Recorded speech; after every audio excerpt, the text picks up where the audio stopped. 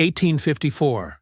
That's the year Augustus Beaufort made the declaration that turned his entire plantation into a crime scene. He announced that a handsome enslaved man named Elijah had been caught alone behind a locked door with his wife, Margaret Beaufort, not as a servant, not by accident. And Augustus claimed that when he forced that door open, only one person walked out alive. He dragged Elijah away in chains, insisting he knew exactly what that man did, and that he alone had witnessed the scene inside the parlor. But the plantation workers whispered a different question: why Augustus refused to let anyone see Margaret's body, why the blood on his shirt didn't match the story he told, and why he ordered the parlor sealed for the rest of the night. So what really happened in that locked room? And why did Augustus try so hard to bury every trace of it? Before we go any further, comment where in the world you are watching from, and make sure to subscribe, because tomorrow's story is one you don't want to miss. The late afternoon sun filtered through the tall windows of Margaret Beaufort's parlor, casting long shadows across the polished wooden floor. Elijah stood at the threshold, his hands clasped loosely at his sides, waiting.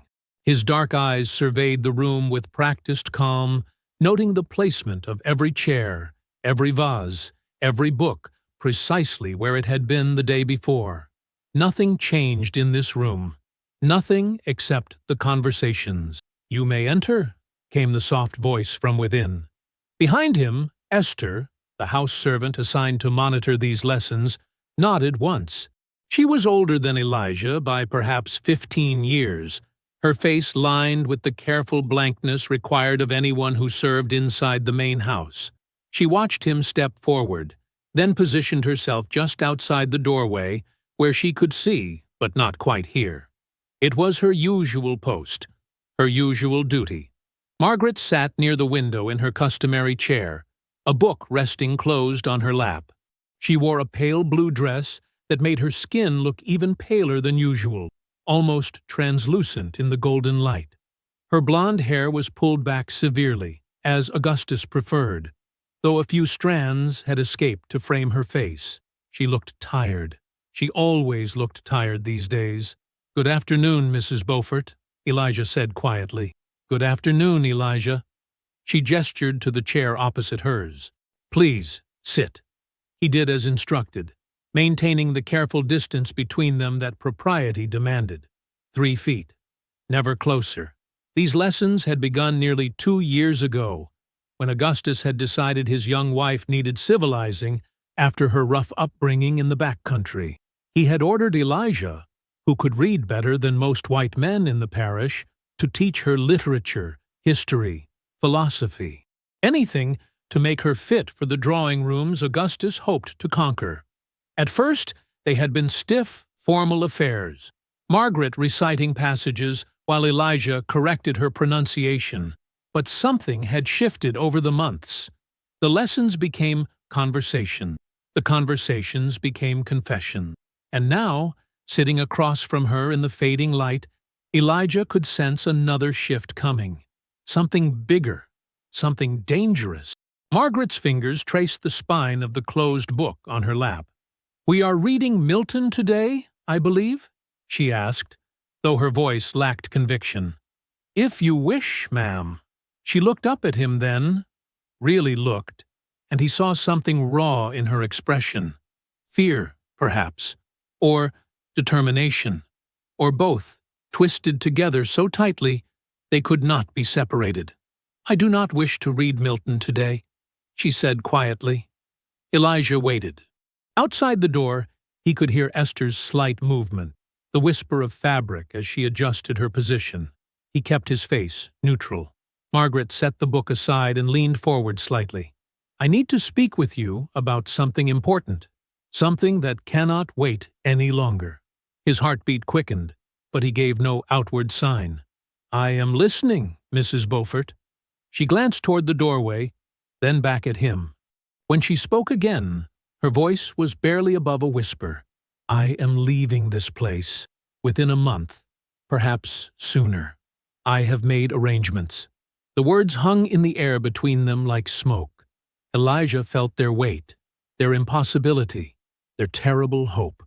Leaving, he repeated carefully. Yes. Her hands twisted together in her lap. I cannot bear another day in this house. Another night with that man. Another moment pretending I do not see what happens here, what he does, what this entire cursed system does to people like you. Her voice had risen slightly, and Elijah raised one hand in a small gesture of caution. She caught herself, lowered her tone again. I have thought about this for months, she continued, planned it carefully. There are people who will help me. Good people. Abolitionist people. She pronounced the word with reverence, as if it were a prayer. They can take me north, to safety, to freedom. Elijah absorbed this information slowly, weighing each word against a lifetime of broken promises. That is a dangerous thing, ma'am. If Mr. Beaufort discovers, he will not discover it until I am gone. Her blue eyes fixed on his with startling intensity. But I cannot go alone, Elijah. I need someone I can trust, absolutely. Someone who understands what it means to want freedom so badly you can taste it. Understanding crashed over him like cold water. You are asking me to come with you. Yes, Mrs. Beaufort. Margaret, she interrupted. When we are alone, you may call me Margaret. I think we are beyond formality now. Are we not? He did not answer immediately. Could not. The implications spiraled out before him in every direction, each one more perilous than the last. I know what you must be thinking, Margaret said quickly, that this is some romantic notion, that I harbor feelings beyond propriety. But it is not that. I swear it is not. She pressed one hand against her chest. I need your mind, Elijah, your intelligence, your strength. The people helping me said I would need a companion who could think quickly, who could read maps and documents, who could help others we might encounter along the way. Others, Elijah said slowly. Yes. Her voice dropped to barely a whisper. Others like you. The network helps enslaved people escape. If we travel together, we can help more people reach safety. You could help them, Elijah. You could do what Margaret Beaufort never could, save lives instead of merely observing their destruction. Outside the door, the floorboards creaked softly. Both of them froze, listening. But the sound did not repeat itself. Perhaps Esther had simply shifted her weight. Margaret leaned back in her chair, her composure beginning to crack around the edges. I am not asking you to love me. I am not even asking you to like me. I am asking you to choose freedom. For yourself, for your sister Sarah, for all the people trapped on this plantation who deserve better than what Augustus Beaufort offers. Elijah's throat tightened at the mention of Sarah, his younger sister, only 16, who worked in the kitchen and still believed their mother might somehow return from being sold south 5 years ago. Sarah, who deserved a life beyond this place. You have thought about this, he said carefully. Every day? Every hour? And the danger? I understand the danger. Margaret's jaw set with sudden fierceness. I understand that if we are caught, you will hang, and I will be locked away like a madwoman for the rest of my days. I understand all of it, Elijah. But I also understand that staying here is its own kind of death. Slower, perhaps. But just as certain. The light outside had begun to fade toward evening. Shadows deepened in the corners of the parlor. Elijah could feel the weight of her gaze on him, waiting for an answer he could not yet give. But outside the door, Esther had heard enough. She moved away from the threshold with practiced silence, her soft shoes making no sound on the polished floor. Her heart hammered against her ribs. The words she had overheard circled in her mind like crows. Leaving, north, abolitionist, escape. She walked down the hallway toward the main staircase, her face carefully blank despite the turmoil inside her. At the base of the stairs, she paused. glancing back toward the parlor. The door remained closed. The dangerous conversation continued behind it. Esther turned and made her way toward Augustus Beaufort's study. Dusk settled over the plantation like a shroud, painting everything in shades of gray and shadow. She knew what she had to do, what she had always been taught to do: report anything suspicious, protect the master's interests, survive by keeping her head down and her loyalty visible. Her hand trembled slightly as she approached the heavy oak door of the study. Light glowed from beneath it. Augustus was inside, working on his ledgers as he did every evening before dinner. She raised her hand to knock, hesitated for just a moment, then let her knuckles fall against the wood. "Enter!" came the gruff voice from within. Esther pushed open the door and stepped inside, where Augustus Beaufort sat behind his massive desk, his face illuminated by lamplight. He looked up at her with impatient eyes. "Yes? What is it?" She swallowed once, then spoke the words that would set everything in motion. "Master Beaufort, sir, there is something you need to know about your wife." The door to Augustus Beaufort's study slammed open with such force that the crystal decanter on his desk rattled against its tray. He crossed the darkened hallway in 4 long strides, his boots hammering against the floorboards with the fury of a man whose worst suspicions had just been confirmed. Esther trailed behind him at a distance, her face pale with sudden regret. She had expected anger, certainly, but not this volcanic eruption that seemed to shake the very walls of the house. Augustus said nothing as he moved, jaw clenched so tightly that tendons stood out along his neck like rope. Dusk had deepened into early evening, turning the sky outside the parlor windows to bruised purple. Inside, Margaret and Elijah still sat in their careful positions, 3 feet apart, proper and respectable, though the conversation between them had grown more urgent in tone. Augustus hit the parlor door like a battering ram. The door crashed inward, rebounding off the wall with a sharp crack. Margaret shot to her feet, the book tumbling from her lap. Elijah rose more slowly, his hands visible and open at his sides, his expression carefully neutral, despite the sudden spike of danger that filled the room. "Augustus," Margaret began, but her husband cut her off with a slashing gesture. "Quiet." His voice was low and deadly. "Do not speak. Do not move. Do not even breathe unless I permit it." His eyes fixed on Elijah with the kind of hatred that came from deep, festering insecurity. Augustus Beaufort was not a handsome man. He knew this. His face was too heavy, his jowls too pronounced, his thinning hair combed carefully across his scalp in a futile attempt at dignity. At 53 years old, married to a woman barely 25, he had always known the whispers that followed them at church, at market, at social gatherings. Known that people wondered what a young beauty like Margaret saw in an aging plantation master with a reputation for cruelty. And now, here was Elijah, 28 years old, tall and well-built, with the kind of natural intelligence that shone through despite every effort the world made to crush it, standing alone with Augustus's wife in the fading light. "What is happening here?" Augustus demanded, though his tone suggested he had already decided the answer. "We were reading," Margaret said quickly. "As we do every Tuesday, Augustus. You know this. You ordered these lessons yourself." "Reading!" Augustus spat the word like poison. He moved further into the room, circling slowly around the chairs where they had been sitting. "Reading what, exactly? Poetry, love sonnets, secret correspondence. Milton," Elijah said quietly. "Paradise Lost." Augustus's head snapped toward him. "Did I give you permission to speak, boy?" Elijah said nothing.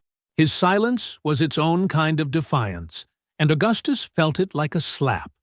"I received a very interesting report," Augustus continued, addressing Margaret now, "from a trusted member of this household.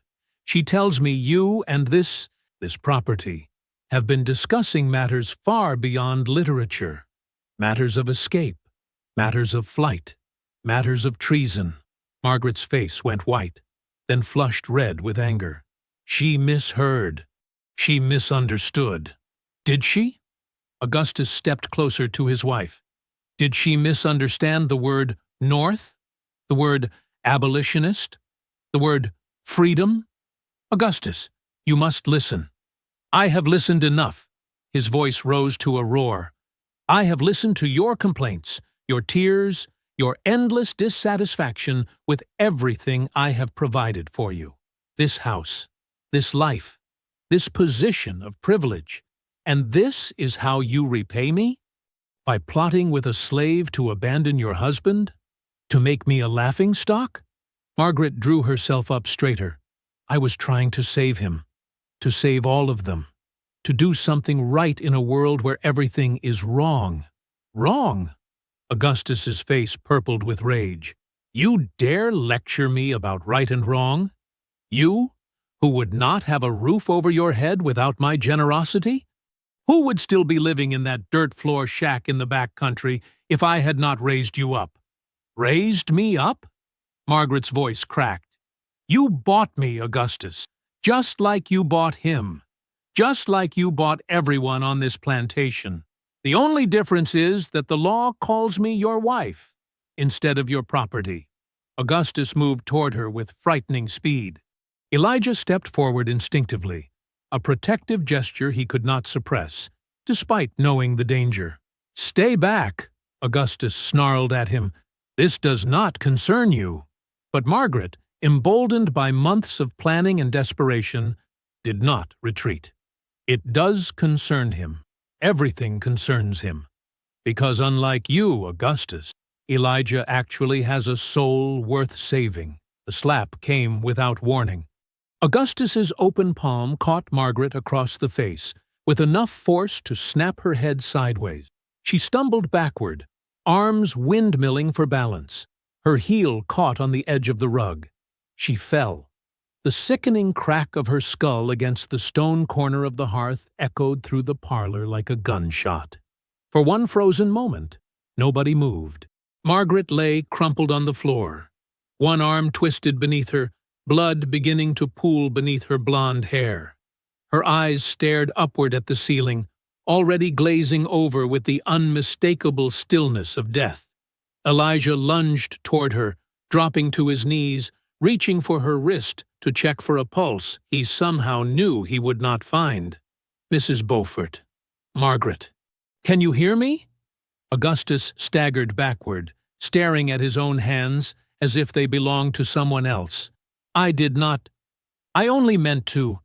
Then something shifted in his expression. The shock transformed into calculation, into survival instinct, into the kind of ruthless pragmatism that had built his fortune. You killed her, Augustus said, his voice suddenly steady. You attacked her. You struck her down. Elijah looked up sharply. That is a lie. It is the truth. Augustus moved toward the door, his voice rising. Guards! Overseer! Come quickly! There has been a murder! Elijah rose slowly to his feet, backing away from Margaret's body. He could hear shouting outside, boots pounding across the veranda. There was no way out of this room that did not lead through Augustus. No escape. No defense that anyone would believe. The overseer, Tom Randall, appeared in the doorway with 3 armed men behind him. His eyes swept the scene. Margaret's body, the blood. Elijah standing over her with hands still outstretched. This slave attacked my wife, Augustus said, his voice breaking with manufactured grief. He killed her. Right here in front of me. Tried to kill me too when I intervened. That is not what happened, Elijah said, but his protest sounded hollow even to his own ears. Tom looked at Augustus, then at Elijah, then at the body. The conclusion he reached was inevitable. Written into the very fabric of the world they inhabited. Seize him, Augustus ordered. Take him to the smokehouse. Chain him. I want him alive until morning, so he can understand exactly what is coming for him. Rough hands grabbed Elijah's arms, wrenching them behind his back. He did not resist. Resistance would only confirm their narrative, give them excuse for immediate violence. Instead, he let them drag him toward the door, his eyes fixed on Margaret's still face. She had wanted to save him, had died trying, and now her death would be the weapon used to destroy him. They hauled him across the darkened yard as night settled fully over the plantation. Crickets had begun their chorus in the grass. From the slave quarters, he could hear someone singing softly, unaware of the tragedy that had just unfolded in the big house. The smokehouse stood apart from the other buildings, a squat stone structure with a heavy oak door. Tom Randall unlocked it and shoved Elijah inside. The space was small, dark, heavy with the smell of cured meat hanging from the rafters. They chained his wrists to an iron ring embedded in the wall, leaving him enough slack to sit, but not to stand fully. "Master says you hang at first light," Tom said matter-of-factly. "Shame. You always seem smarter than this." Then they were gone. The door slammed shut. The lock turned with brutal finality. Elijah sat in the darkness, listening to their footsteps fade across the yard. His wrists already ached from the iron cuffs. His mind raced through possibilities, escape routes, desperate plans that all seemed equally hopeless. Back in the parlor, Augustus Beaufort stood alone in the doorway, staring at his wife's body. The servants had been sent away. The guards had been dismissed. For this one moment, he was completely alone with what he had done. Margaret's blood had stopped spreading across the floor. Her face, turned slightly toward the window, looked almost peaceful in the lamplight. Young, beautiful, dead. Augustus felt something twist in his chest, not quite grief, but something close to it. Regret, perhaps, or simply fear of consequences. He had not meant to kill her, had only meant to silence her, to remind her of her place, to stop her from leaving him and making him a laughingstock in front of the entire county. But intentions did not matter now. Only results, only the story he would tell, and the evidence he would present. He knelt beside her slowly, reaching out to close her eyes with trembling fingers. "Forgive me," he whispered, though he was not sure to whom he spoke. To Margaret? To God? To himself? Then he stood, straightened his jacket, and began planning exactly how he would explain this to the authorities, how he would turn tragedy into sympathy, how he would make sure that when morning came, only one person would pay for what had happened in this room. Outside, the crickets droned in the darkness. Inside the smokehouse, Elijah pulled against his chains and began to think. The darkness inside the smokehouse pressed against Elijah's skin like something solid, something alive. He could smell the salt-cured pork hanging from the rafters, the wood smoke that had seeped into every board and beam over decades of use. His wrists burned where the iron cuffs bit into flesh. The chain rattled softly whenever he shifted his weight against the cold stone wall. Outside, Tom Randall's boots crunched across gravel, moving away toward the main house. But then they stopped. Elijah heard low voices, Tom and one of the guards stationed near the yard. "What about the body?" the guard asked. "Master's handling that himself," Tom replied. "Getting the doctor to come write it up as an accident. A fall. Tragic loss of a young wife. And the slave?" There was a pause. Then Tom spoke again, his voice carrying clearly through the thin walls. "Master wants him dealt with before sunrise. Quietly. No spectacle. No questions. Just make it look like he tried to run and got caught in the woods, neck broken in the struggle." Elijah's breath caught in his throat. Not even the pretense of a trial.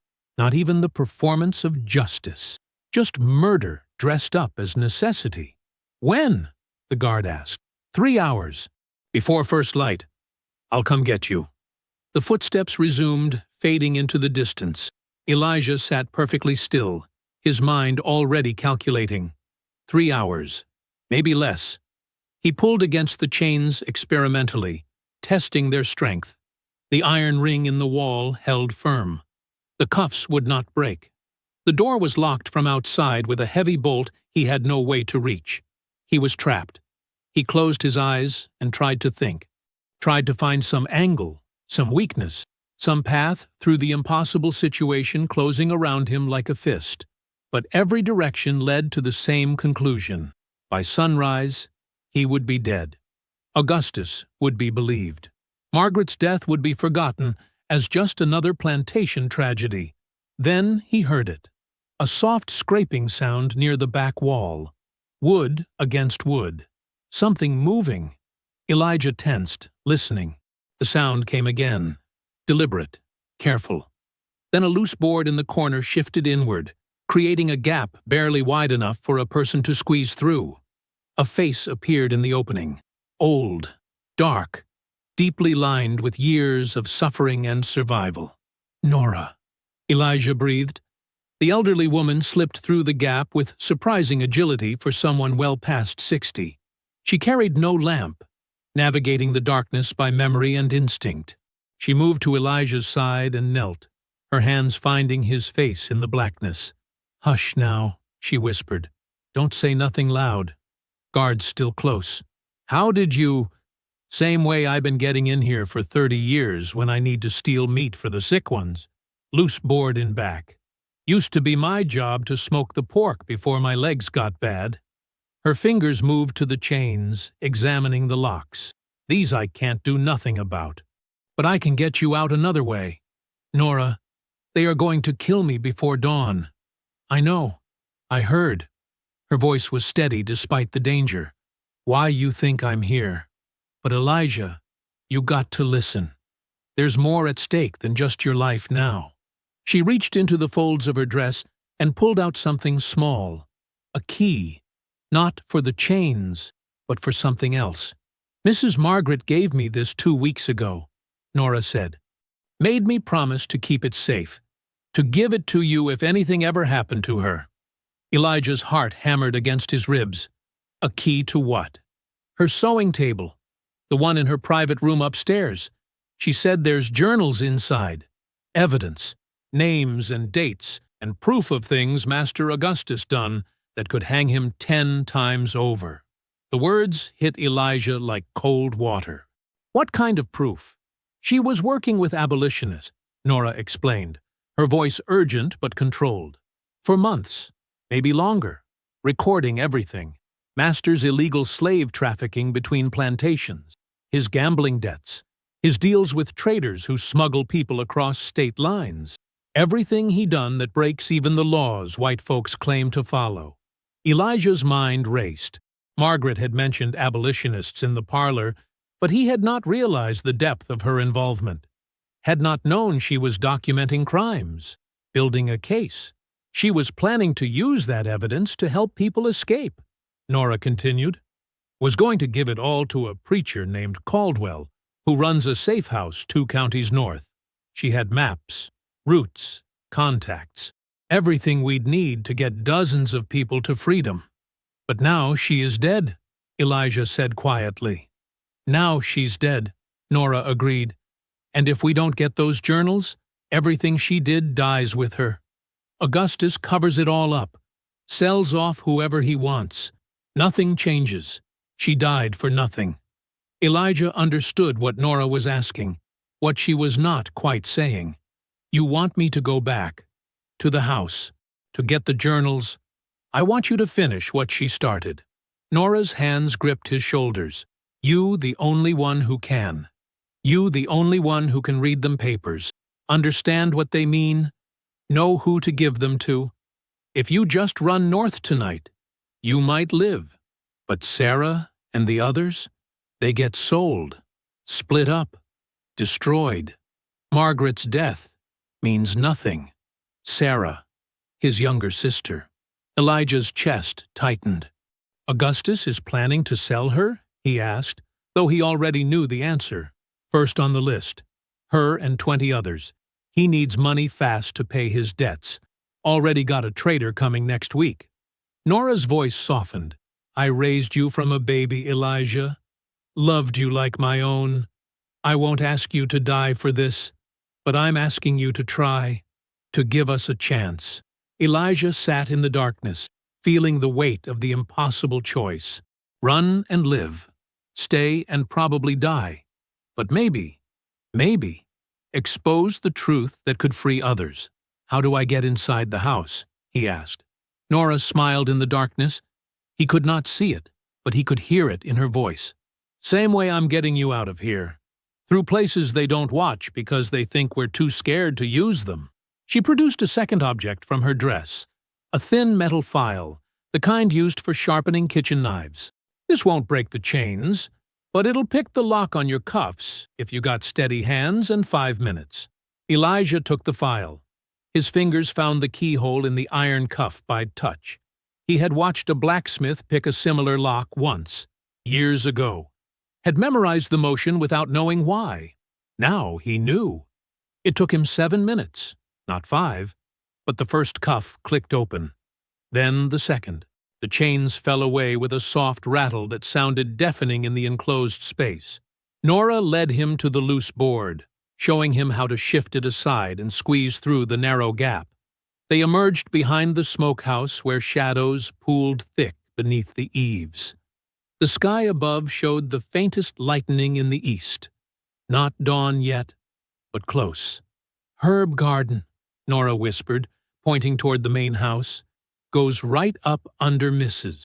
Margaret's window. That's your way in. Window latch is broken. She never fixed it because she liked the air at night." Elijah looked at the house. Lights burned in several windows. He could see shadows moving inside, servants already beginning morning preparations. Augustus's voice carried across the yard, shouting orders about something. 3 hours, Nora reminded him. Maybe less before they come looking for you. Get the journals. Get out. Find Reverend Caldwell in Millbrook. He'll know what to do with the evidence. She pressed the small key into his palm, then disappeared back through the loose board, pulling it shut behind her. Elijah stood alone in the pre-dawn darkness. Every instinct screamed at him to run, to head for the woods and never look back, to save himself while he still could. But he thought of Sarah, of Nora, of Margaret lying dead in the parlor because she tried to help people she barely knew. He moved toward the herb garden, keeping low, using shadows like weapons. The house loomed ahead of him. Inside, Augustus Beaufort was planning how to hide a murder. Elijah reached the garden's edge and crouched beneath the rosemary bushes. Margaret's window was directly above him, dark now, the curtains pulled back. The broken latch Nora mentioned would be his entry point. He could hear Augustus inside, still shouting. Something about the doctor, about getting the story straight. Elijah waited in the shadows, his hand closed tight around the key, planning exactly how he would retrieve the evidence that might destroy the man who had destroyed so many lives. The sky continued its slow lightening toward dawn. The sky had shifted from black to gray by the time Elijah reached the base of the wall beneath Margaret's window.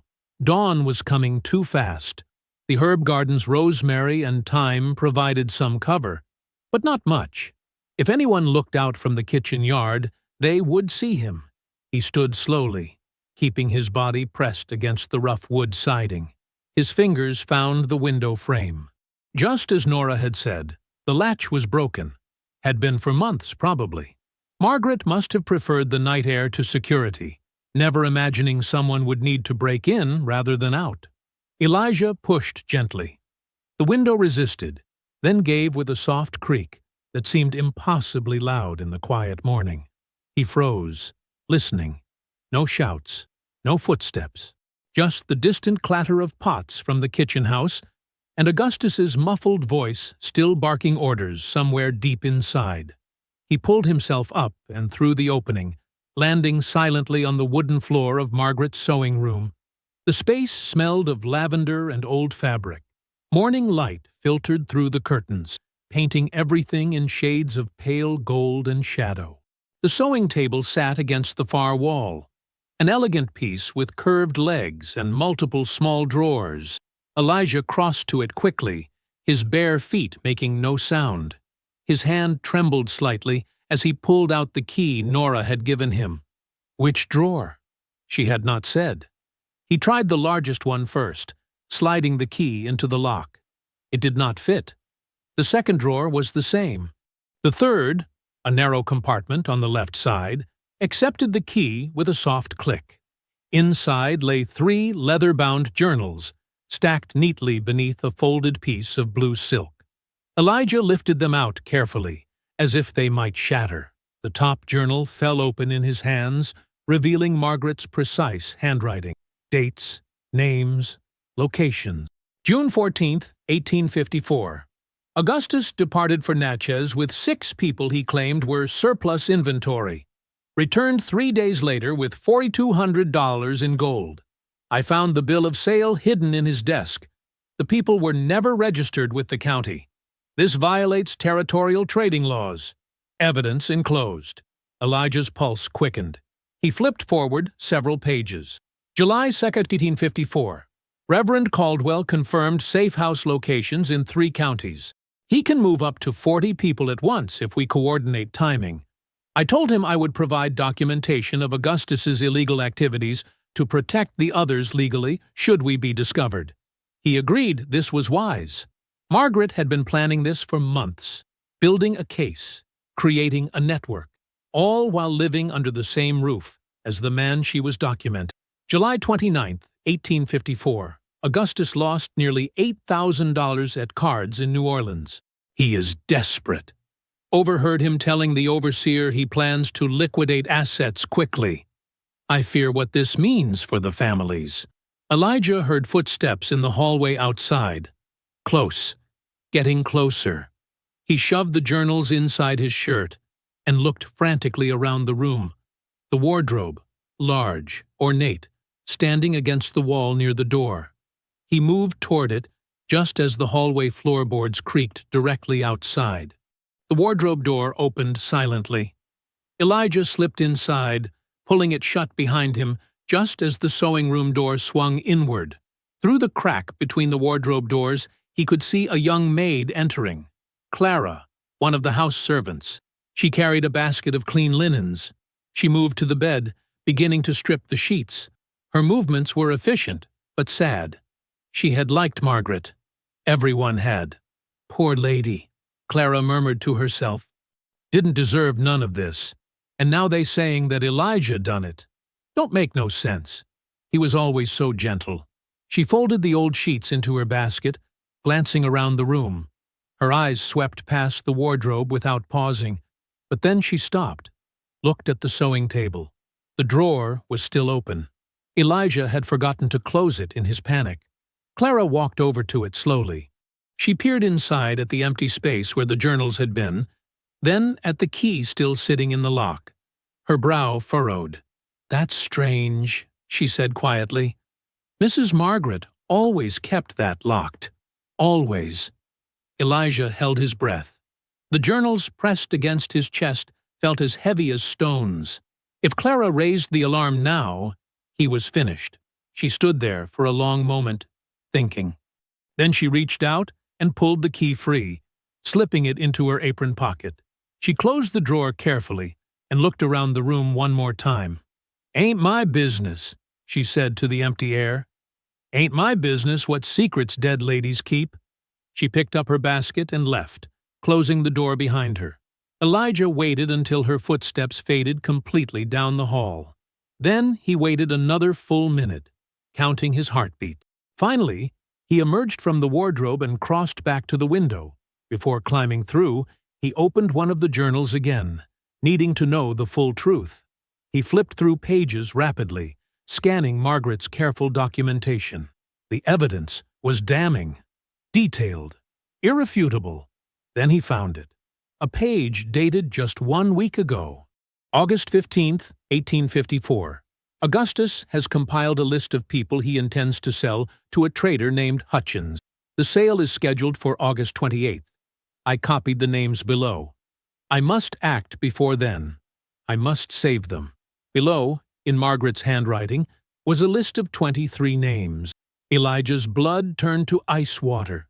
Third from the top, Sarah, age 16, field hand, estimated value $900, his sister. His baby sister, who still believed the world might somehow be kind if she was patient enough, who trusted him to protect her. Augustus was going to sell her in less than 2 weeks. The journal shook in Elijah's hands. Rage and fear warred inside his chest, making it hard to breathe. He forced himself to keep reading. There were others he knew. Families, children, people Margaret had been trying to save. People who would be destroyed if he did not act. He closed the journal and tucked all 3 securely inside his shirt, tying them in place with a strip of fabric torn from an old curtain. Then he climbed through the window and dropped into the herb garden below. The sun had fully risen now. The plantation was waking around him. He could hear voices from the kitchen, the sound of the stable hands moving horses, the distant crack of an overseer's voice giving morning orders. Elijah ran low and fast toward the cane fields that bordered the eastern edge of the property. The stalks stood 8 feet tall this late in summer, dense enough to hide in. He pushed deep into their green shadows, ignoring the sharp leaves that cut his arms. Finally, when he could no longer see the house through the thick growth, he stopped, collapsed against the earth, let himself shake with the weight of what he had just learned.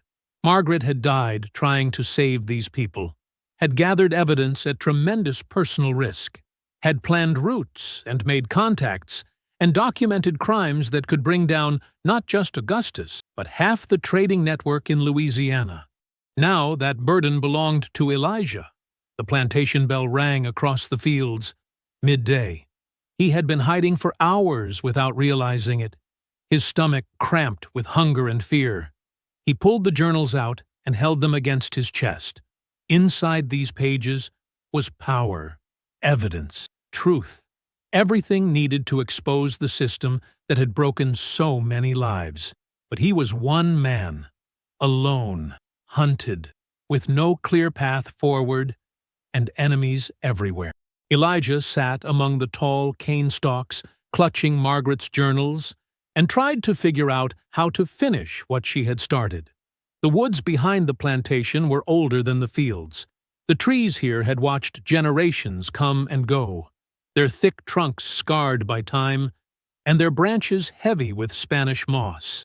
Elijah moved through them carefully, stepping over exposed roots and ducking beneath low-hanging limbs. The journals remained tucked inside his shirt, their weight a constant reminder of what he carried.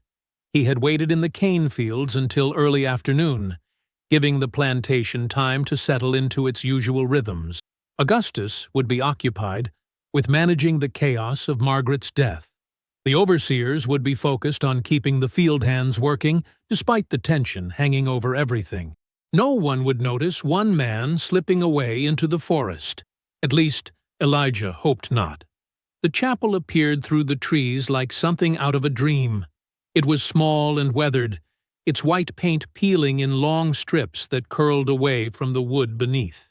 The roof sagged slightly on one side, and several of the windows had been patched with oiled paper instead of glass. A simple wooden cross stood above the door, tilted at an angle that suggested it might fall at any moment. This was the place Margaret had written about, the safe meeting point. Elijah approached slowly, watching for any sign of movement. The clearing around the chapel was empty except for a few chickens pecking at the dirt near the steps. Everything seemed peaceful, too peaceful maybe.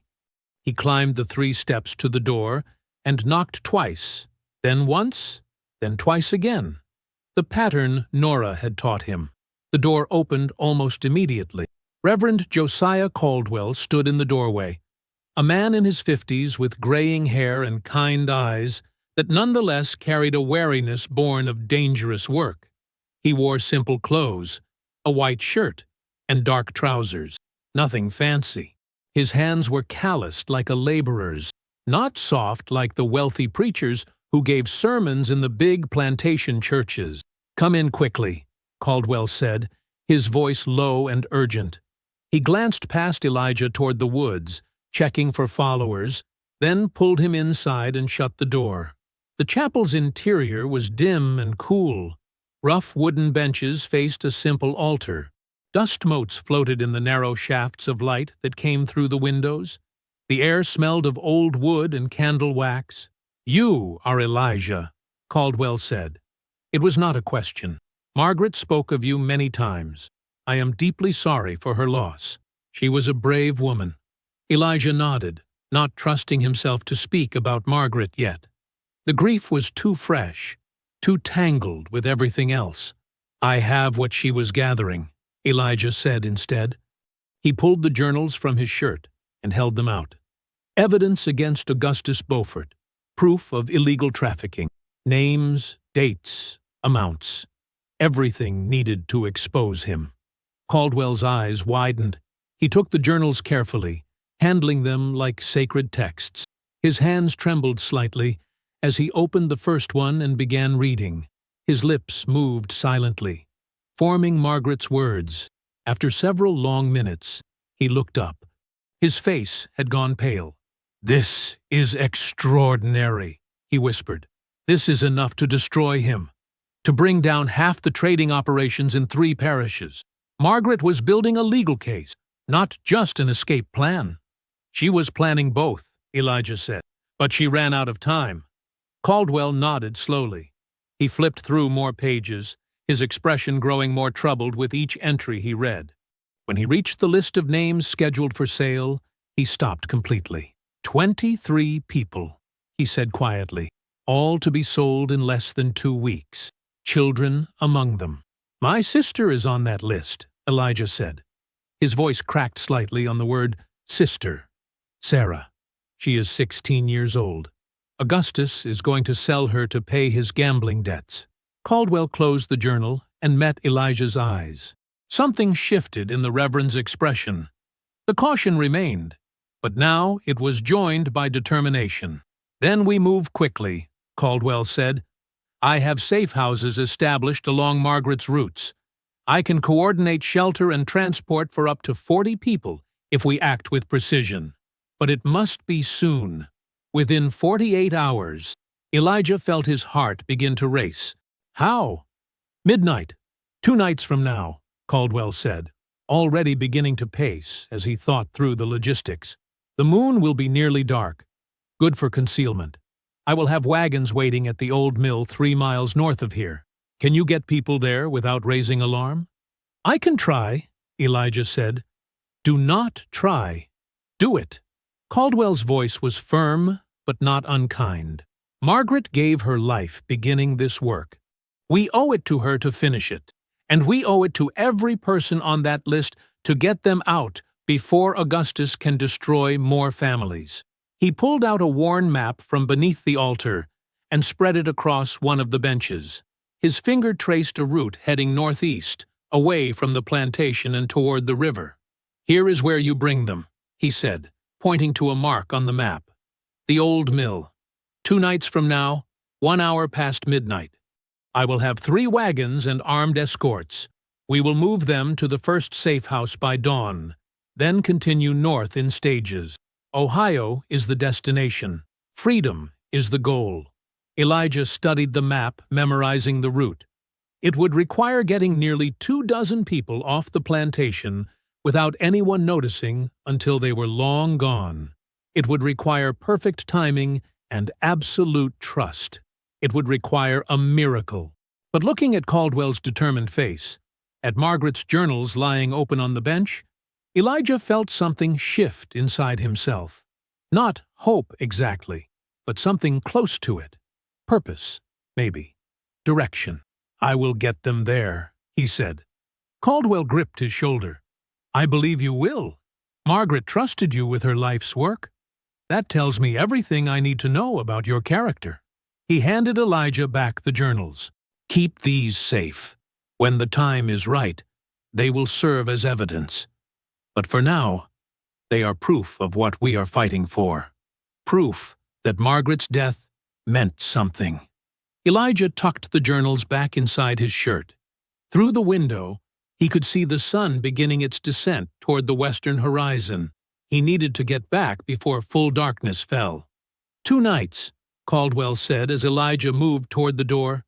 1 hour past midnight. Do not be late. I will not, Elijah promised. He slipped back out into the late afternoon air and disappeared into the woods. The walk back to the plantation felt shorter somehow, as if having a plan made the distance collapse. He moved through the trees with new purpose, his mind already working through which people to tell first, how to spread the word without raising suspicion.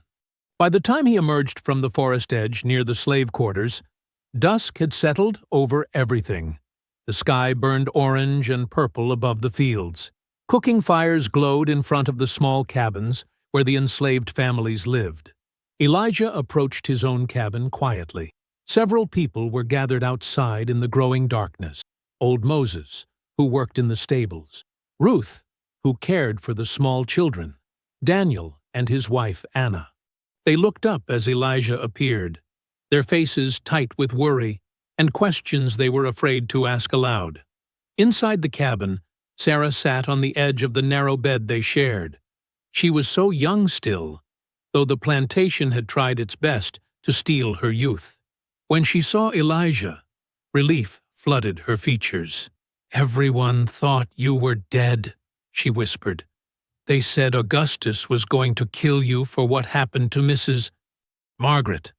Elijah sat down beside her and took her hand. It was small and rough from field work, the nails broken and dirt-stained despite her best efforts to keep clean. "I am not dead," he said quietly, "and neither will you be. I promise." Sarah looked at him with eyes that wanted desperately to believe, but had learned too young to expect disappointment. "What are you planning?" she asked. "Freedom," Elijah said simply. Morning came too quickly. Elijah woke before dawn, his body tense with the weight of what needed to happen. Sarah still slept beside him, curled on her side with one hand tucked beneath her cheek. For a moment, he just watched her breathe, memorizing the peace on her face before the day's dangerous work began. Outside, the plantation bell rang its harsh morning call. Time to move. The breakfast rations were handed out in the central yard between the cabins. Cornmeal mush in wooden bowls, distributed by the house servants under the watchful eye of the overseer's assistant. Elijah took his portion and Sarah's, keeping his head down, his movements ordinary. Just another morning, just another day of survival. But as he ate, he caught Nora's eye across the yard. She gave the smallest nod. She understood. Throughout the morning, Elijah moved carefully through his assigned work in the tobacco fields. He bent over the plants, pulling weeds and checking leaves for damage, but his mind was elsewhere. He watched the patterns of the guards, noted when they changed positions, observed which paths they walked and when. At mid-morning, when the water carrier made her rounds, it was Ruth who brought the dipper to his row. She was a woman in her 40s, strong and steady, who had lost 2 children to auction sales. Her hands shook slightly as she poured water into his cup. "Tonight?" she whispered, so quietly he almost missed it. "Tomorrow night," Elijah corrected, just as softly. "Midnight. Pass the word only to those you trust with your life." Ruth's eyes filled with something between terror and hope. She nodded once and moved on to the next worker, her movements careful and deliberate. By noon, the sun beat down mercilessly. Elijah's shirt stuck to his back with sweat. During the brief rest period, he slipped away from the fields, moving toward the abandoned smoke shed at the far edge of the property. It was a structure no one used anymore, its roof half collapsed and its walls rotting, perfect for hiding things no one should find. Inside, the air was thick and hot. Elijah knelt in the dirt and pried up 3 loose floorboards he had discovered years ago. The space beneath was dry and dark. He pulled Margaret's journals from inside his shirt and wrapped them carefully in an old piece of canvas he had brought. Then he lowered them into the hiding space and replaced the boards, scattering dirt and debris over them until no trace of disturbance remained. The journals were safe. The evidence was preserved. Now came the harder part. He returned to the fields before anyone noticed his absence. The afternoon stretched endlessly, each hour feeling like 10. But Elijah forced himself to work at normal pace, to show no signs of urgency or distraction. Several times he saw Augustus in the distance, riding his horse along the field perimeter, surveying his property with the cold satisfaction of a man who believed himself untouchable. Elijah kept his head down and his hands busy. Evening came slowly. The field workers trudged back to the quarters as the sun sank toward the horizon. Supper was the same as always, more cornmeal mush, this time with a bit of salted pork added. The enslaved families ate in small groups outside their cabins, the familiar routine masking the tension that hummed beneath everything. Elijah ate in silence, sitting with Sarah and Nora. Nearby, old Moses ate with Daniel and Anna. Ruth sat with her remaining daughter, a girl of 8 whose name was Grace. None of them spoke about tomorrow. None of them needed to. The knowledge hung in the air between them, heavy and electric. "You should eat more," Nora said quietly to Sarah, nodding at her half-finished bowl. "You will need your strength." Sarah forced herself to take another bite, though her hands trembled. Elijah reached over and steadied her wrist gently. "Everything will be all right," he said. He wished he believed it completely. As darkness settled over the plantation, people retreated to their cabins. Elijah waited until the guards had made their evening rounds before slipping out again. He moved through the shadows behind the quarters, heading for the woods at the property's eastern edge. The contact point was a fallen oak tree about 50 yards into the forest. Elijah crouched in the underbrush and waited, listening to the night sounds of crickets and frogs. His heart beat steadily in his chest, neither racing nor calm, just present, just ready. A twig snapped in the darkness. Elijah tensed, then relaxed as a figure emerged from the trees. Not Caldwell this time, but a younger man, barely older than Elijah himself. He wore dark clothes and moved with practiced silence. "You are Elijah," the man said softly. "Reverend Caldwell sends word. Everything is prepared. Tomorrow night, midnight, at the old mill. 3 wagons, armed escorts. We will be ready." "How many can you take?" Elijah asked. "As many as come," the contact said. 40 if needed. 50 if we must. The Reverend has called in every favor and opened every safe house from here to the Ohio border. This is the largest operation we have attempted. Margaret's evidence has convinced people to take risks they would not have taken otherwise. Elijah felt the weight of that settle over him. Margaret's death, Margaret's courage, Margaret's journals, all of it leading to this moment, to tomorrow night. "We will be there," Elijah said. The contact gripped his shoulder briefly, then disappeared back into the woods as silently as he had come. Elijah remained crouched by the fallen oak for several minutes longer, letting his racing thoughts settle. Then he made his way back through the darkness toward the quarters. As he approached his cabin, he saw lantern light flickering through the cracks in the walls. Not just his cabin, several of them. People were awake, unable to sleep, waiting. Elijah pushed open his door. Inside, Sarah sat on the bed. Nora stood near the window.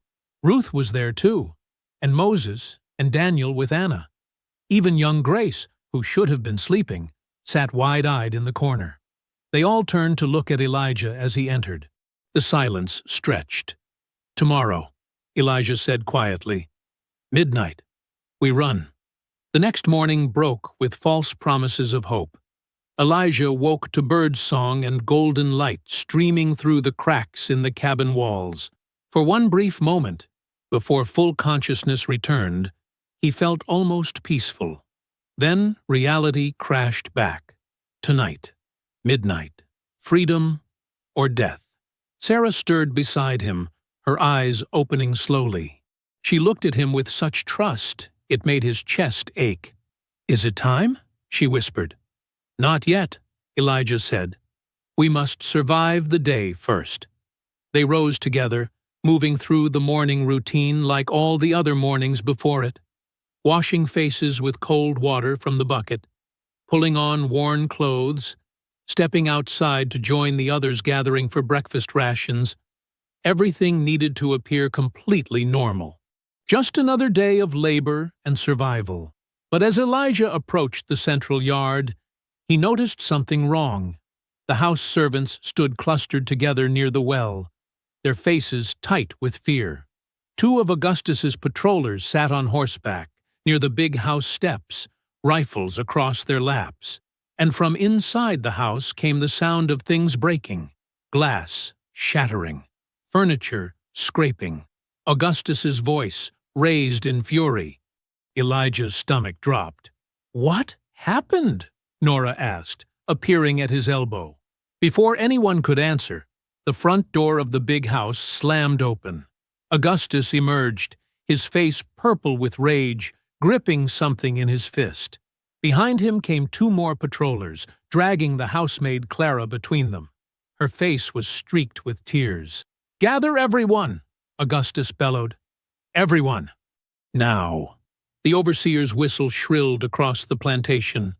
Workers emerged from fields and cabins, moving reluctantly toward the yard. Elijah kept Sarah close, his hand on her shoulder, his heart hammered against his ribs. Augustus descended the steps, his boots striking the ground with sharp force. When he reached the center of the yard, he held up what he had been clutching. A single page of paper, creased and slightly torn. Elijah recognized it immediately. Margaret's handwriting, a journal page. His blood turned to ice. "Someone," Augustus said, his voice shaking with barely controlled violence, "has been in my late wife's belongings. Someone has stolen her private journals. This page was found this morning beneath her vanity table. Dropped. Left behind like trash." The assembled crowd stood frozen. No one spoke. No one moved. "I will have those journals returned," Augustus continued, "and I will have the thief revealed. Starting now, every cabin will be searched. Every building. Every hiding place. Turn them out." The patrollers spread out immediately. Elijah watched them head toward the slave quarters, rifles ready, faces hard. His mind raced. The journals were hidden in the smoke shed. They would find them if the search was thorough enough. Everything would be over. "You think I won't find out?" Augustus shouted, pacing now like a caged animal. "You think I won't discover which one of you filthy thieves has been sneaking through my house?" Elijah felt Sarah's hand slip into his. She was shaking. "I need leverage," Augustus said, suddenly going very still. His eyes scanned the assembled enslaved people, calculating. Then they landed on Sarah.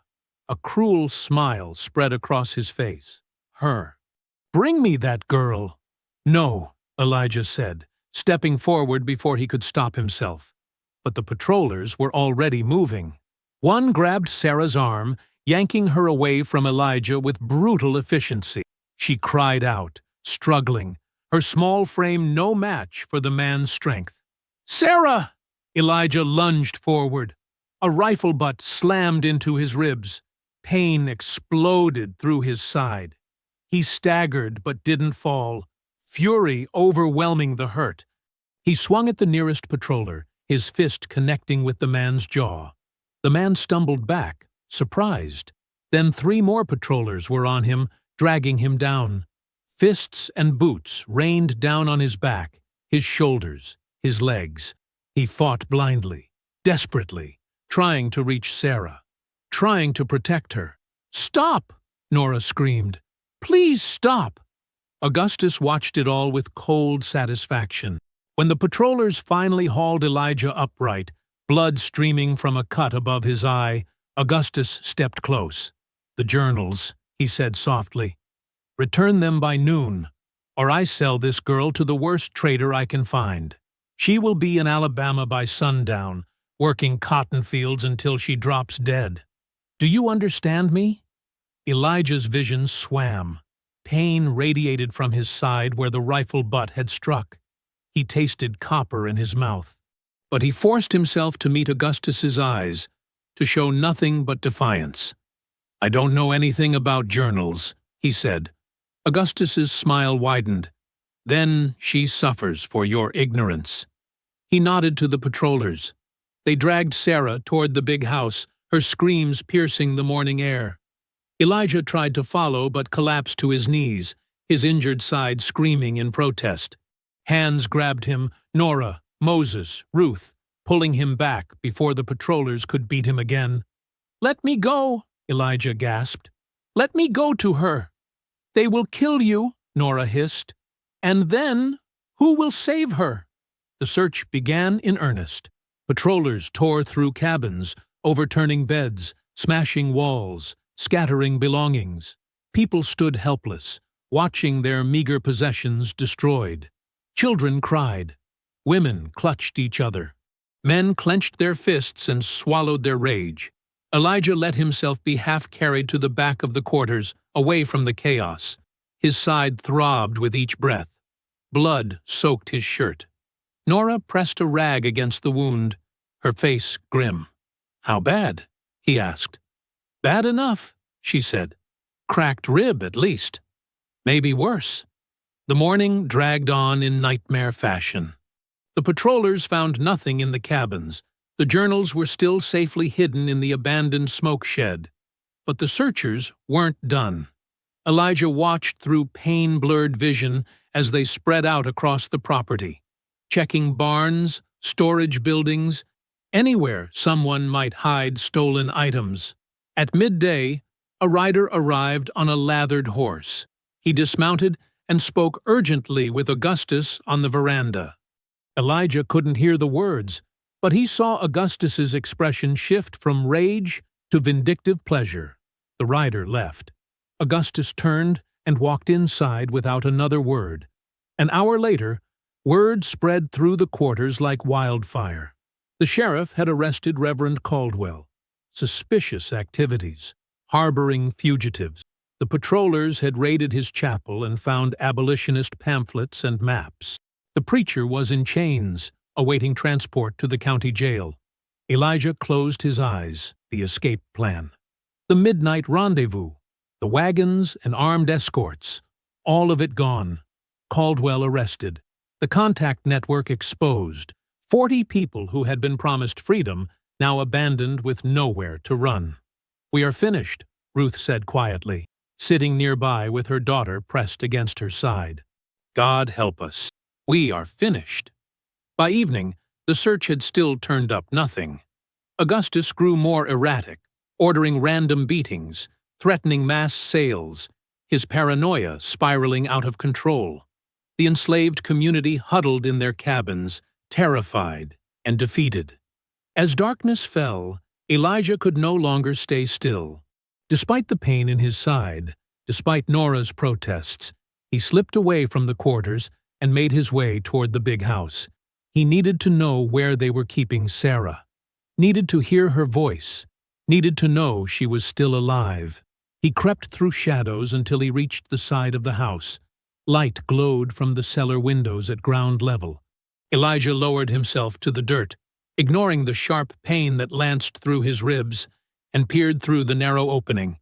Sarah sat on the cellar floor, her back against a support beam.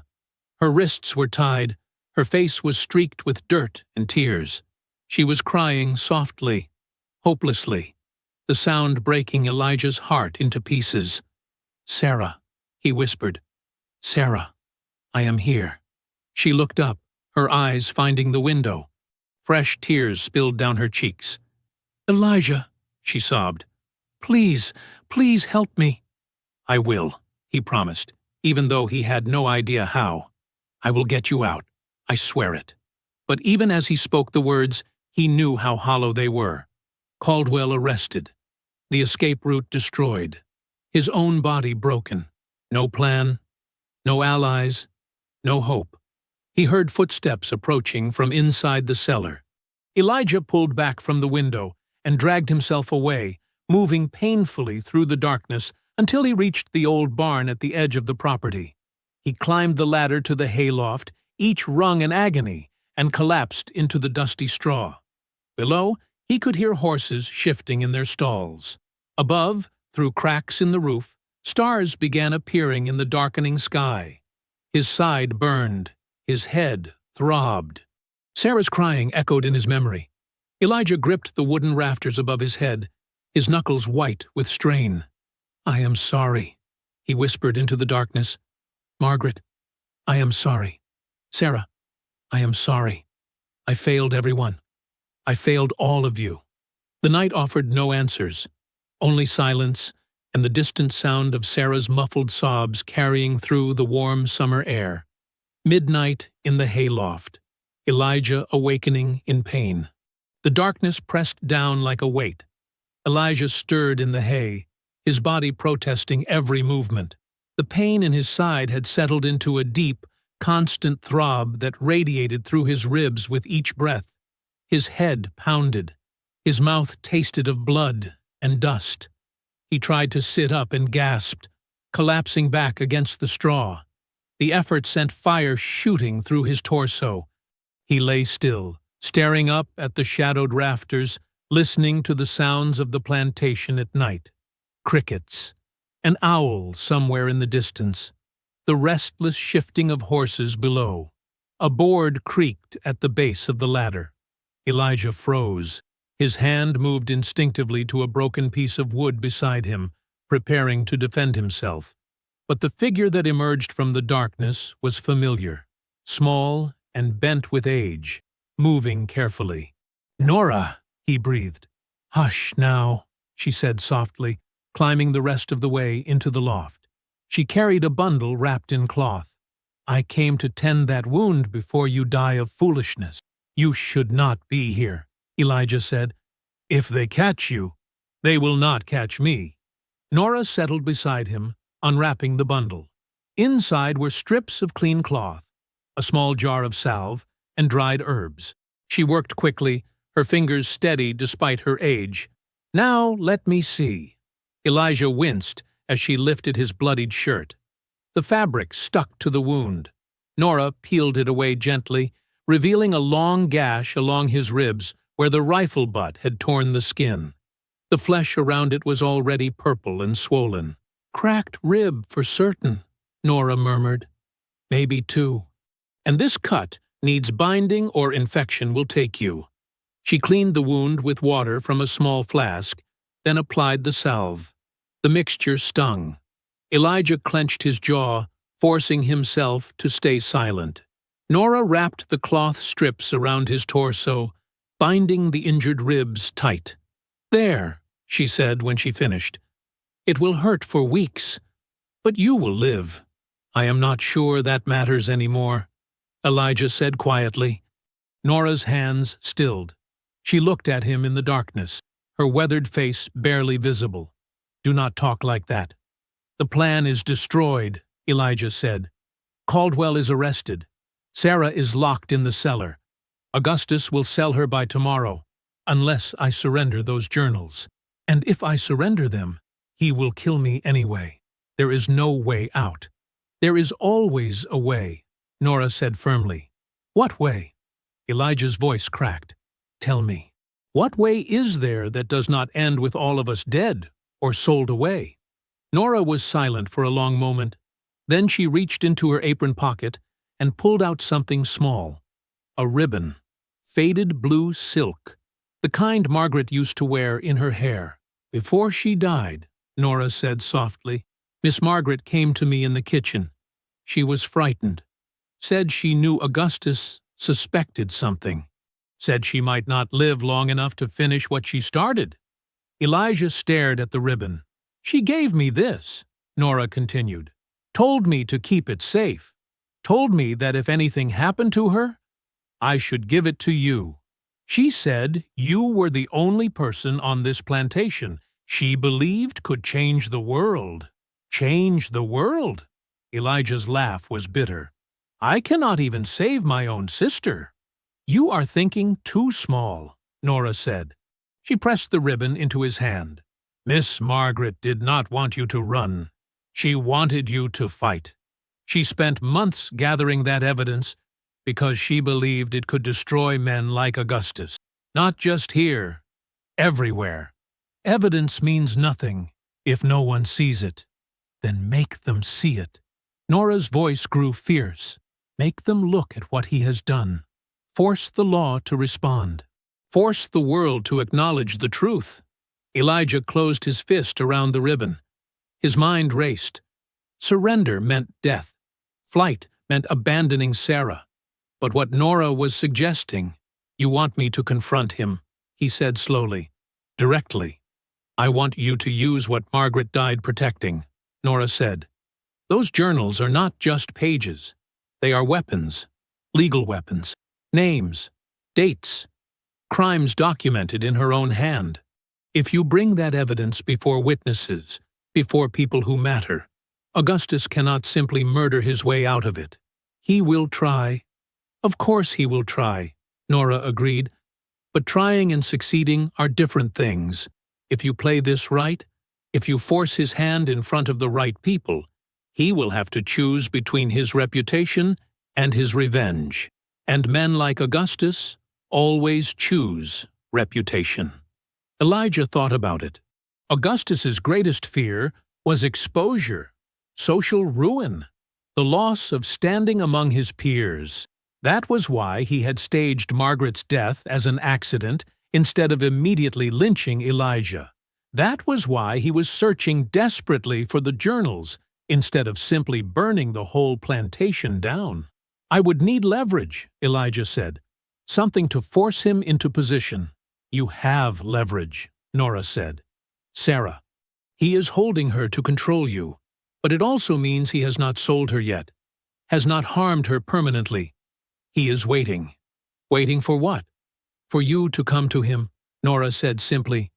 "He knows you will. He is counting on it. So give him what he expects. But on your terms, not his." The plan began forming in Elijah's mind. Dangerous, desperate, but possible. Maybe. "I would need the journals," he said. "I know where they are hidden," Nora replied. "And I would need witnesses. People Augustus cannot simply dismiss or intimidate. There are neighbors," Nora said thoughtfully. "Plantation owners who Augustus owes money. Creditors who would very much like to know where their payments have gone. People who would listen if presented with proof of illegal trafficking." Elijah sat up slowly, gritting his teeth against the pain. The idea was taking shape now. Not escape. Not flight. Confrontation. A complete inversion of the power structure. He would walk into Augustus's house not as a fugitive but as someone holding all the cards. "I need to rest a few hours," he said. "Then at first light, I retrieve the journals." "Rest," Nora agreed. "I will keep watch." But Elijah found he could not rest. His mind churned with possibilities and plans. By the time the first gray light of dawn appeared through the cracks in the roof, he was already moving. Nora helped him down the ladder, supporting his weight. They moved through the pre-dawn shadows toward the abandoned smoke shed at the edge of the property. The building had not been used in years. Its door hung crooked on rusted hinges. Inside, everything smelled of old ash and decay. Elijah knelt beside a loose floorboard near the back wall. His ribs screamed in protest, but he ignored them. He pried up the board and reached into the dark space beneath. His fingers closed around the leather-bound journals. He pulled them out. 3 volumes. Margaret's careful handwriting visible on the covers. Evidence, truth, power. "This is madness," he said quietly. "Maybe," Nora replied, "but it is also the only chance." They returned to the quarters as the plantation began stirring. Workers emerged for the morning meal. Overseers shouted orders. The day's brutal routine starting again. But Elijah did not join them. He washed his face and hands at the water trough. He straightened his torn shirt as best he could. He tucked the journals inside his coat. Then he walked toward the main house. His body ached with every step. His side burned. His head still throbbed from the beating, but he walked steadily, purposefully, like a man with nothing to lose and everything to gain. The sun climbed higher. Workers in the fields paused to watch him pass.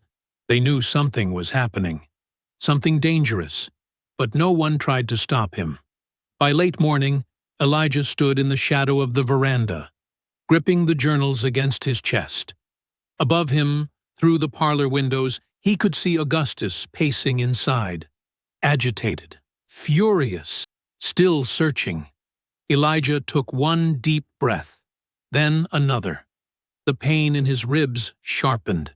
He stepped into the light and walked toward the front door of the house where Margaret had died. The study door was made of solid oak. It had a brass handle and a lock that clicked when turned. Elijah entered without knocking. He stepped inside and turned the bolt behind him. The sound made Augustus look up from his desk. For a moment, neither man moved. Augustus sat rigid in his leather chair, his face red and swollen from rage and sleeplessness. Papers were scattered everywhere. Empty whiskey glasses lined the windowsill. The room smelled like smoke and desperation. "You," Augustus breathed. He lunged for the desk drawer where he kept his pistol. Elijah was faster. He crossed the room in 3 strides and slammed the journals down on the desk. The heavy leather volumes landed with a thunderous crack. Augustus froze, his hand halfway to the drawer. "Touch that gun, and you are finished," Elijah said calmly. Augustus stared at the journals. Recognition dawned in his eyes. Then, fury. "Those belong to my wife. They belonged to Margaret," Elijah corrected. "Now they belong to the truth." He opened the first volume and spread it flat. Margaret's neat handwriting filled every page. Dates, names, amounts, lists of enslaved people sold illegally between plantations, records of bribes paid to county officials, documentation of Augustus's gambling debts stretching back 5 years. Augustus went pale.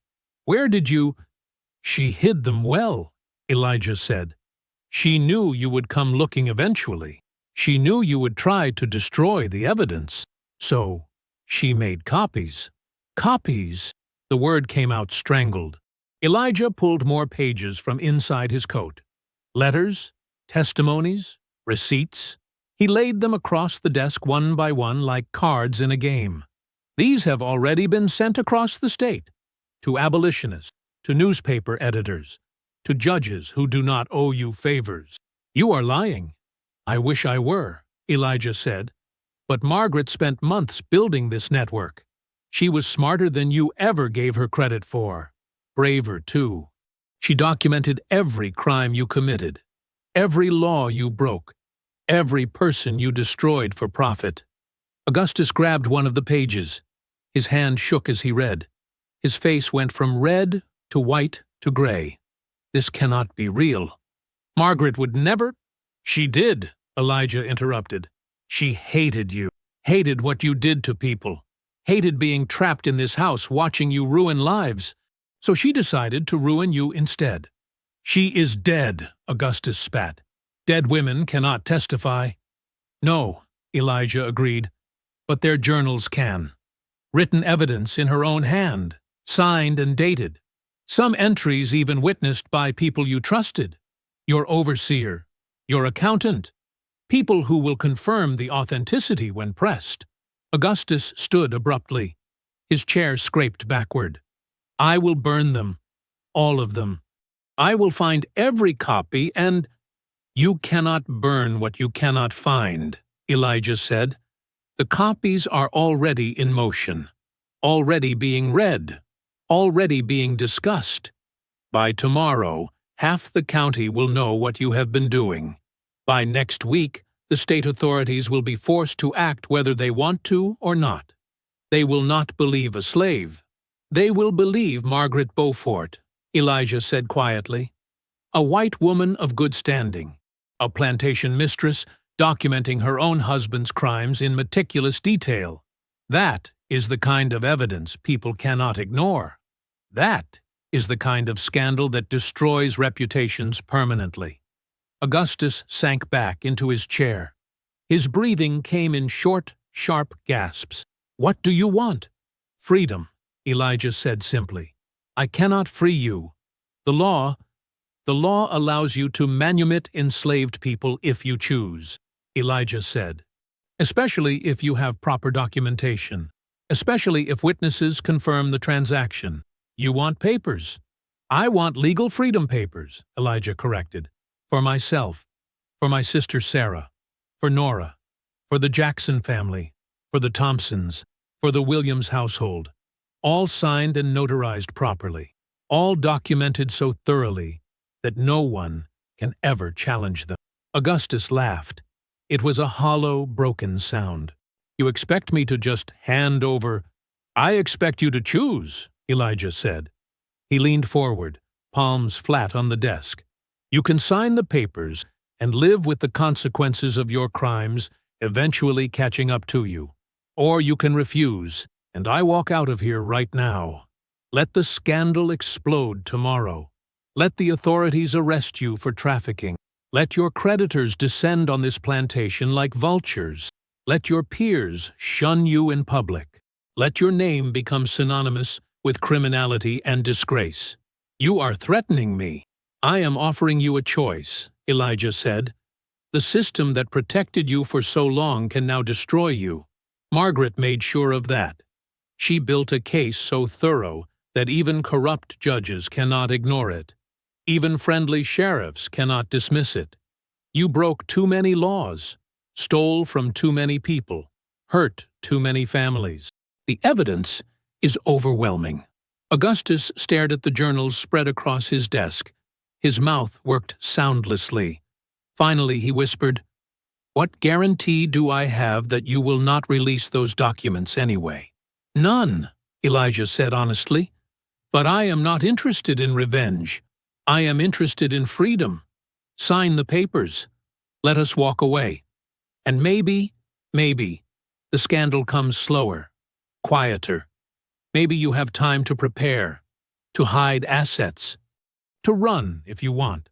And if I refuse, then you have nothing," Elijah said. "No leverage, no time, no mercy. The world will know everything by sunrise." Augustus closed his eyes. When he opened them again, something inside him had broken. "How many people?" 14, Elijah said, "including children. That is half my labor force. That is the price." Augustus sat motionless for a long moment. Then he reached for a piece of paper. His hand trembled as he dipped the pen in ink. "I need witnesses, a notary." "I brought them," Elijah said. He unlocked the study door. 3 men waited in the hallway. A clerk from the county office, a notary Augustus recognized from town, a neighbor who owned the adjacent plantation and had been waiting months for Augustus to repay a substantial loan. They entered reluctantly, clearly terrified. The clerk kept glancing at Elijah, then at Augustus, then at the floor. The notary clutched his seal like a shield. The neighbor said nothing, but his eyes were hard. "Write," Elijah instructed. Augustus wrote. His handwriting was shaky but legible. He listed every name Elijah provided. He signed each document. The witnesses signed below. The notary pressed his seal into hot wax, making it official. It took an hour, the longest hour of Elijah's life. Every moment he expected Augustus to lunge for the gun again, expected the overseer to burst through the door, expected violence and chaos and death. But nothing happened. Augustus simply sat there, defeated, signing away pieces of his empire with each stroke of the pen. When the last signature was complete, Elijah gathered the freedom papers carefully. He folded them and placed them inside his coat next to his heart. Then he picked up Margaret's journals. "These stay with me," he said. Augustus said nothing. Elijah turned to leave. Then he paused at the door. Margaret believed people could change. She believed the system could be broken. She died trying to prove it. Do not waste what she built. He walked out. The hallway was empty. The witnesses had already fled. Elijah moved through the house slowly, his ribs aching, his body exhausted. He passed through rooms where Margaret had lived and suffered, past the parlor where she died, past the kitchen where Nora had worked for decades. He reached the front door and opened it. Sunlight poured in, bright and warm and real. Elijah stepped outside onto the veranda. Below him, in the yard, enslaved families had gathered without being called. They stood silent, waiting, watching, sensing that something fundamental had shifted. Elijah held up the papers. "We are free." The road stretched ahead like a promise.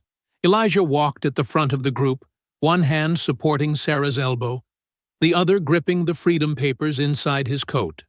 Behind him, 14 people moved in a loose column. Families stayed close together. Parents carried children too young to walk the distance. Elders leaned on younger arms. Nobody spoke much. The enormity of what had just happened weighed on them all.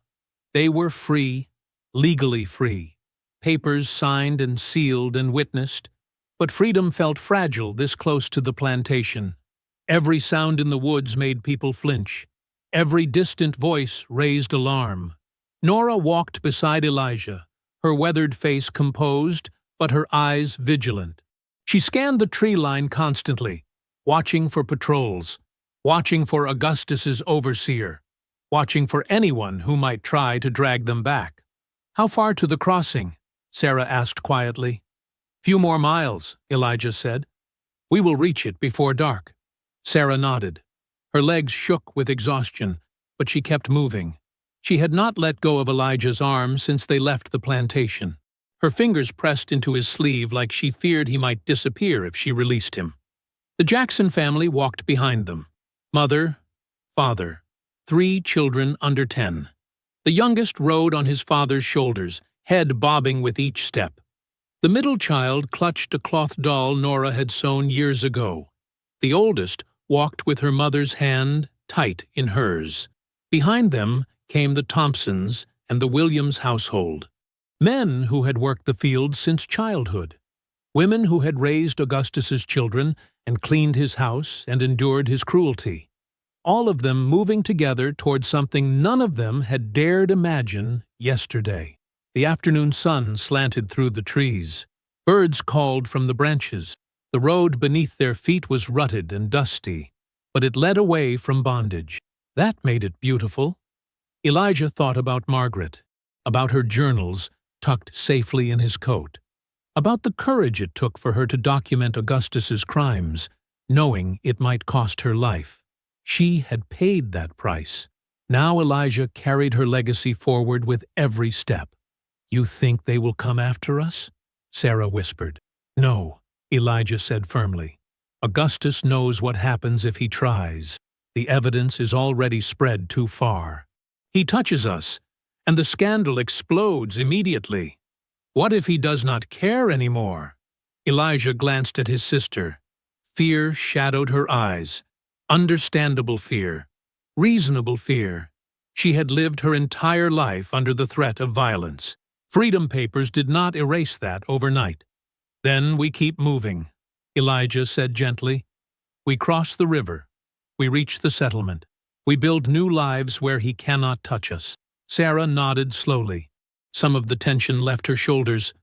They walked on. An hour passed. Then another. The sun sank lower. Golden light filtered through the canopy. The road curved toward the sound of rushing water. "River ahead," Nora said softly. Elijah felt relief surge through him. They were close. So close. The trees thinned. The road widened. Ahead, the river gleamed in the fading light. A ferry waited at the dock. A flat-bottomed boat with rope rails and a tired-looking ferryman leaning against the pilot house. Elijah approached carefully. The ferryman straightened, eyes narrowing. "We need passage across," Elijah said. The ferryman looked at the group, counted heads. His expression remained neutral. "You got money?" Elijah pulled out a coin Caldwell's contact had given him. The ferryman examined it, bit it, then pocketed it. "Get on," he said. They boarded quickly. Children first, then women, then men.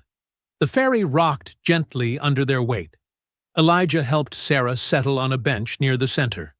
Nora sat beside her, one arm around the girl's shoulders.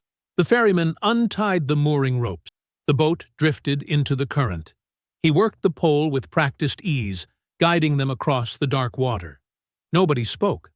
They watched the far shore approach, watched the trees on the other side grow larger, watched freedom come closer with each pole stroke. When the ferry bumped against the opposite dock, Elijah exhaled a breath he had not realized he was holding. "Welcome to Ohio," the ferryman said quietly. Elijah stepped onto free soil for the first time in his life. The sensation was overwhelming. His knees almost buckled. Sarah grabbed his arm to steady him, and he laughed. A short, startled sound that made her smile. "We made it," she whispered. "We made it," Elijah agreed. They helped everyone off the ferry. The families clustered together on the dock, looking around with wide eyes. Some people cried. Others stood in stunned silence. Nora simply closed her eyes and breathed deep. A wagon waited at the top of the hill. 2 men stood beside it, abolitionists sent by Caldwell's network. They greeted the group with quiet warmth and loaded them into the wagon bed. "Settlement is 5 miles north," one of the men said. "You will be safe there." The wagon rolled through the twilight. Elijah sat with Sarah's head on his shoulder, watching stars appear overhead. Behind him, children whispered excitedly. Parents held each other. Nora hummed an old song under her breath. Freedom felt real now, solid, permanent. Weeks passed. The settlement was small but thriving. Wooden houses lined dirt streets. Gardens grew behind fences. A church stood at the center of town, its bell ringing every Sunday morning. Elijah found work helping coordinate rescues for people still enslaved. He used Margaret's journals to identify trafficking routes and corrupt officials, shared information with abolitionist networks across the North, helped plan escapes for families trapped in the same hell he had left behind. Sarah enrolled in the settlement school. She learned to read and write with fierce determination, making up for years of denied education. Every evening she practiced letters at the kitchen table while Nora cooked supper. Nora had taken to freedom with quiet grace. She tended a small herb garden behind their house, helped deliver babies for families in the settlement, became a grandmother figure to dozens of children who had never known that kind of steady, unconditional love. The other freed families settled nearby. The Jacksons bought a small plot of land and started farming. The Thompsons opened a carpentry shop. The Williams household worked at the settlement's general store. They built lives, real lives. Lives shaped by choice instead of compulsion. One afternoon, Elijah carried Margaret's journal to the community library. The librarian, a stern white woman named Mrs. Patterson, had agreed to preserve it in the historical collection. Elijah placed the journal on the shelf himself. He ran his fingers over the leather cover one last time. "Evidence of one woman's courage," he said softly, "and the birth of our freedom." Mrs. Patterson nodded solemnly. "We will protect it." Elijah stepped outside into the bustling street. Children ran past, laughing.